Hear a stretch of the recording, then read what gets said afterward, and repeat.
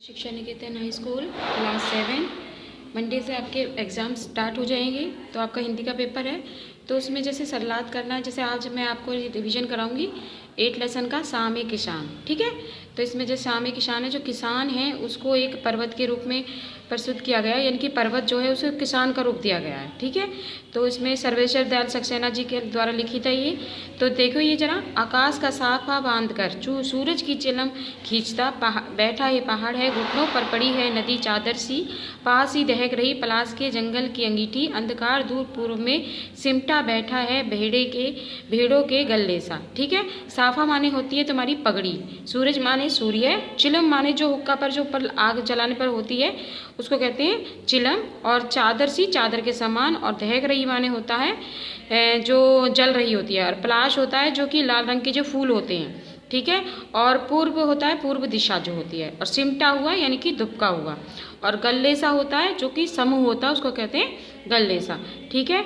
तो इसमें जैसे ये है, आकाश का साफा बांधकर सूरज की चिलम खींचता बैठा है पहाड़ है, घुटनों पर पड़ी है नदीर सी चादर, ठीक है। तो इसमें वही लिखना है कि प्रस्तुत पद्यांश हमारी हिंदी की पाठ्य पुस्तक में संकलित साम ए किसान नामक कविता से लिए गए हैं। इसके कवि कौन है? सर्वेश्वर दयाल सक्सेना है। मैंने क्लास में बताया था आपको कि कविता के नाम और कवि के नाम के नीचे अंडरलाइन करनी है, उसके बाद इसका व्याख्या करनी है।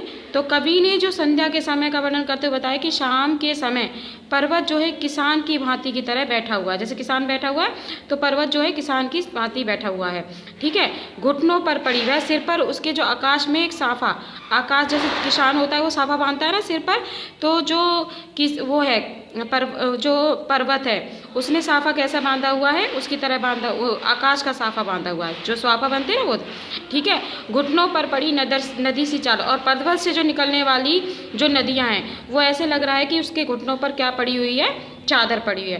पास ही पलास का जंगल है, उसमें लाल रंग के फूल खिले हुए हैं, और ऐसा लग रहा है कि पास में खिले हुए हैं, और उस पलास के जंगलों में क्या है, अंगीठी जली हुई है, अंगीठी के समान लग रहे हैं। जो उसमें जंगलों में आग लग रही है वो किसके समान लग रही है, उसकी अंगीठी के समान लग रही है। से अंधकार दूर पूर्व में सिमटा बैठा सा भेड़ों के संगल्ले सा, तो पास ही पलास का जंगल, इसमें लाल रंग के फूल खिले हुए हैं, वह जंगल जलती हुई अंगीठी के समान लग रहा है, ठीक है। और पूर्व दिशा में इस समय जो अंधेरा बढ़ा है वह भेड़ों किसी समूह के समान दिखाई दे रहा है। समझ में आया? अब इसका जैसे सेकंड जो सरलात है उसमें जो एक मोर है और जंगल में मोर बोला, उसके वर्णन किया गया है। तो अचानक मोर बोला जैसे किसी ने दी आवाज़, सुनते हो चिलम औंधी, धुआं उठा, सूरज डूबा, अंधेरा सा छा गया। तो इसमें कभी कहते हैं कि जो शाम का वातावरण है वो कैसा होता है, अत्यंत शांत होता है। तो तभी क्या होता है, अचानक एक मोर बोलने की आवाज़ आती है, सुनाई देता है, ठीक है। तो ऐसा लगता है कि किसान को आवाज़ से सुनते हैं कि जैसे चिलम उलट जाने पर आग बुझ जाती है, होता है ना, जो हुक्का देखा है उसके ऊपर जो आग जली होती है उसको कहते हैं चिलम। क्या कहते हैं? चिलम, ठीक है। आग बुझ जाती है, उसमें क्या निकलने लग जाता है, धुआं निकलने लग जाता है। ठीक उसी प्रकार जो सूर्य के छिप जाने पर क्या हो जाता है, चारों तरफ अंधेरा हो जाता है। ठीक समझ में आया? आपको इस तरह से मैंने 8 लेसन का सरलात आप कराया है। इसी प्रकार फर्स्ट लेसन का, 4 लेसन और वो कठपुतली लेसन्स का, और इसका अच्छी तरह से आपको सरलात रिवाइज करना है, ठीक है। साथ में जो आपका इंडेक्स दिया होता है बसंत में है जैसे, तो उसमें सारे राइटर्स के नाम, पाठों के नाम वो लर्न करने हैं, ताकि आप उसका गद्यांश और पद्यांश करें। साथ में जो मैंने आपको शॉर्ट क्वेश्चंस लिखवाए हुए हैं बसंत में 1-1 नंबर के, वो सभी क्वेश्चंस आपको लर्न करें, क्योंकि आपके 10 नंबर के जो क्वेश्चंस आएंगे वो आपके 1-1 मार्क्स से आएंगे। इसके अलावा जो आपके क्वेश्चन वो हैं व्याकरण है, उसमें जितने भी मैंने जो एस्से लेटर कराए हैं वो आपको एस्से लेटर करने हैं। समझ में आया सभी?